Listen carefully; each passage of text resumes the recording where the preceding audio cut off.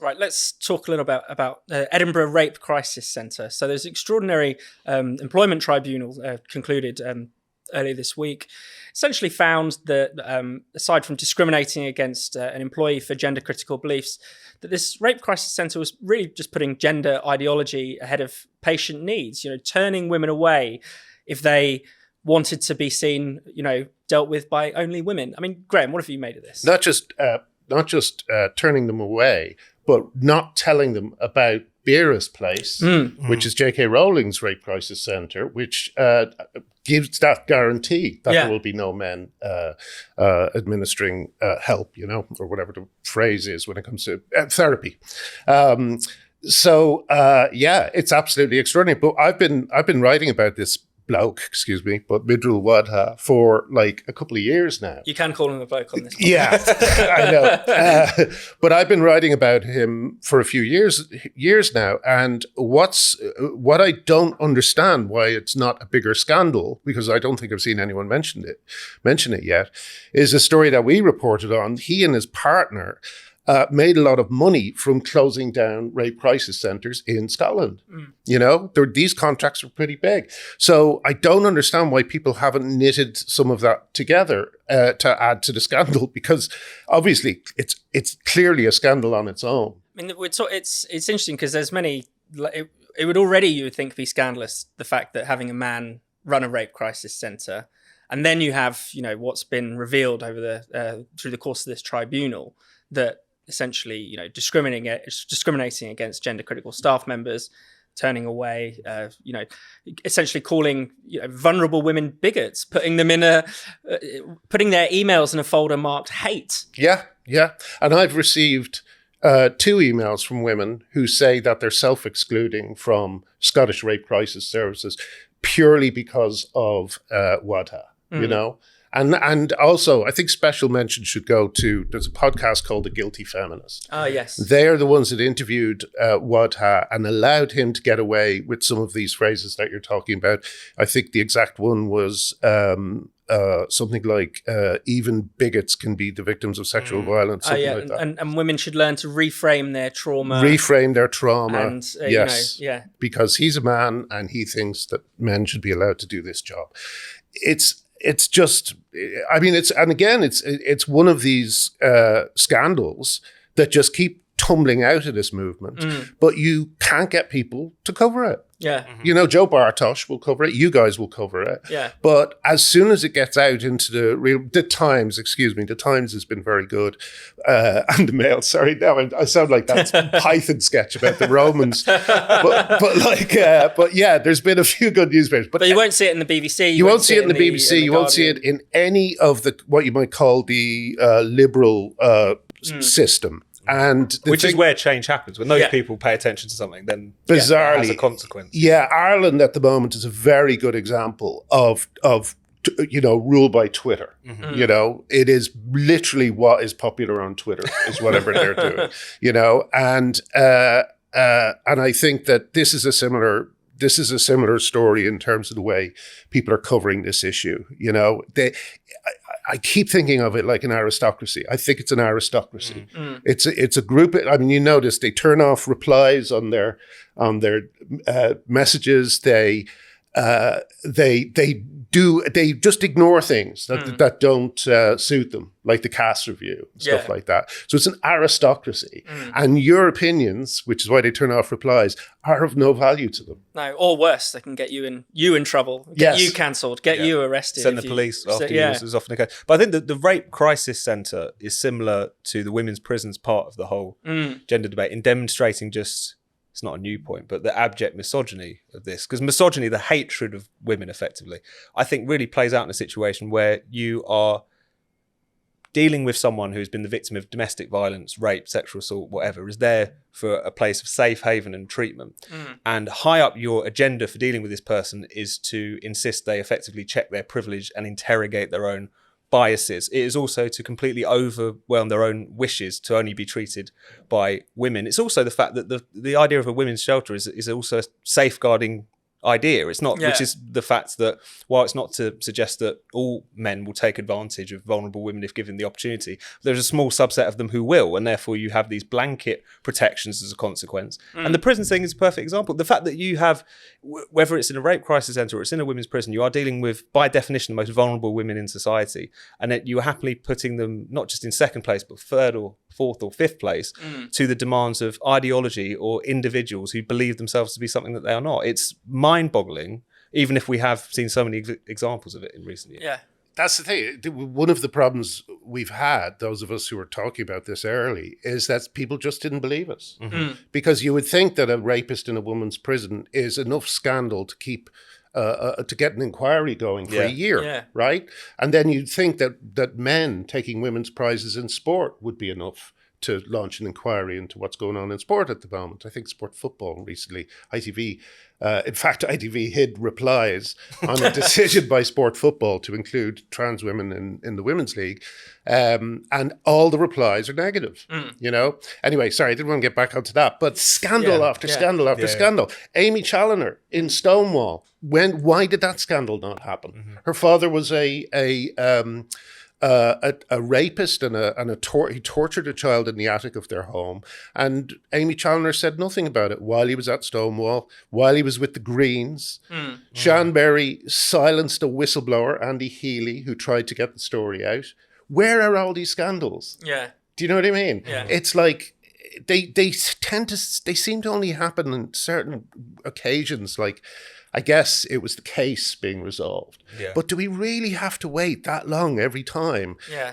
for what we know to be? We know it's not a good idea to put sex offenders in women's prisons. We know it's not a good idea to turn away rape victims because they don't like men. If anyone has a fucking license to not like men, it's victims of rape. Yeah. So I just don't understand why. I guess people just need to see it go through the courts before they'll make a decision. Yeah. You know? But do you sometimes feel like, you must feel like you're banging your head against the wall because, you've been involved in this discussion for many, many years now. And people just, their reaction is often just say, oh, that's transphobic, or Sure. you shouldn't say that, it's not polite. It's basically, I mean, I often say that like my biggest crime was betraying the middle class because trans ideology is a middle class movement believed by middle class people in places of privilege that will never need a woman's shelter, that will never need a rape crisis centre. And they simply do not appreciate or understand what's going on for women on the ground, like Sandy Toksvig, who's a famous trans ally. She does not understand that lesbians are being coerced on their own dating apps into having sex with men. If she doesn't, and she doesn't understand it because she knows that if she looks at it too closely, if she scrutinizes it, she'll find herself on the same side as me. And that's not a comfortable place to be. And how do you feel? I know we want to talk about the Middle East, but how do you feel about the Johnny-come-latelys as well? Because that's one thing which I slightly struggle with. Because on the one hand, particularly after the Cass review, there was a number of prominent Labour MPs who sort of came out and said what they should have said a long time ago. There's a lot of people who are kind of, I almost think that they're kind of quietly backing away from the crime scene and kind of pretending they didn't have much to do in the first place. On the one hand, I'm glad that at least the penny has dropped amongst some people, but the fact that they were either silent or actually complicit in the demonisation of the critics, I mean, how do you respond to those people who have only now got it, and even so only kind of slightly? Yeah. I don't know. I mean, the thing is, everything I've been doing for the last 4 or 5 years has been trying to get those people over. Yeah. And trying to make them understand what's going on. So it would be bad of me to suddenly start being angry that they've turned up. It was a weird thing, and I do have some sympathy for people who were fooled. Some people's hearts are too big for their brains, and they just think that it feels like a compassionate thing to do. Yeah. But they were tricked. They were tricked by a whole kind of range of very different and dangerous people, from the predators taking advantage of it to the con men to the very disturbed parents of who say they've got a trans 3-year-old.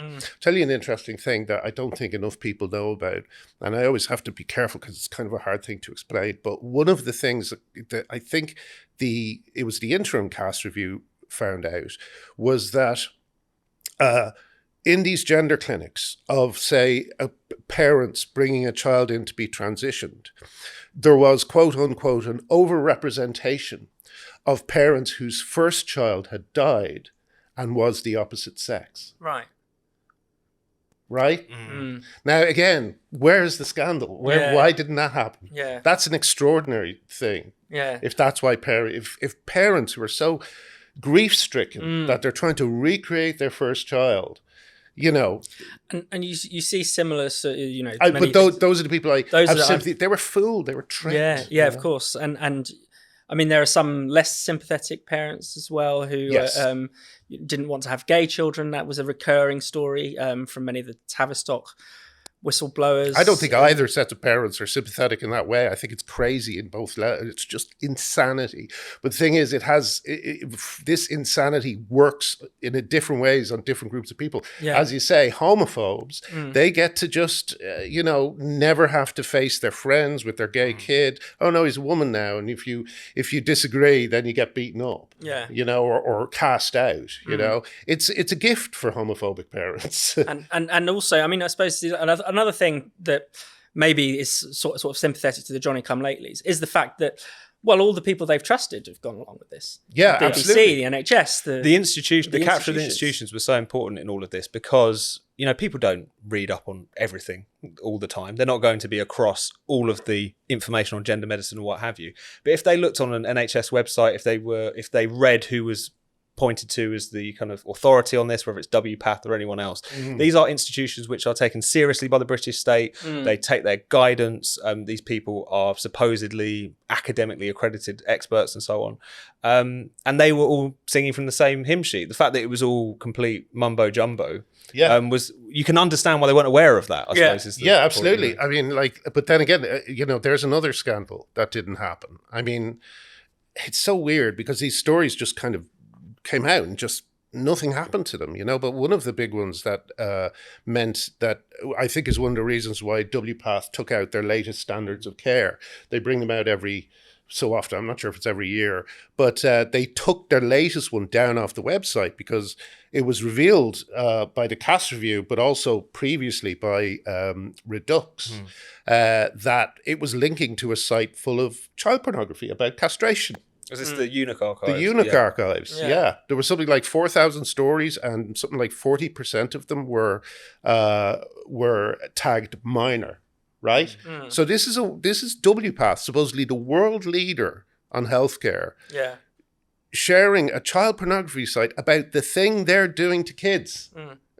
It's like, again, what does it take to get a scandal hiding going? in plain sight doesn't quite cover it. It does, No, and I think one of the reasons why it's worked is because as a wave of things, it's been very demoralizing. And as you say, you're trying to get people to realize what's going on, and it's so hard because there's activists installed. And I just found out the other day, to find a way to get my book in, but I just found out the other day that my publisher says that people are writing to him and saying that when they get my book back, pages are glued together, so when they order it from shops and stuff. So it's just an extraordinary kind of wall of misinformation and smears and fear-mongering, and it's got everyone terrified.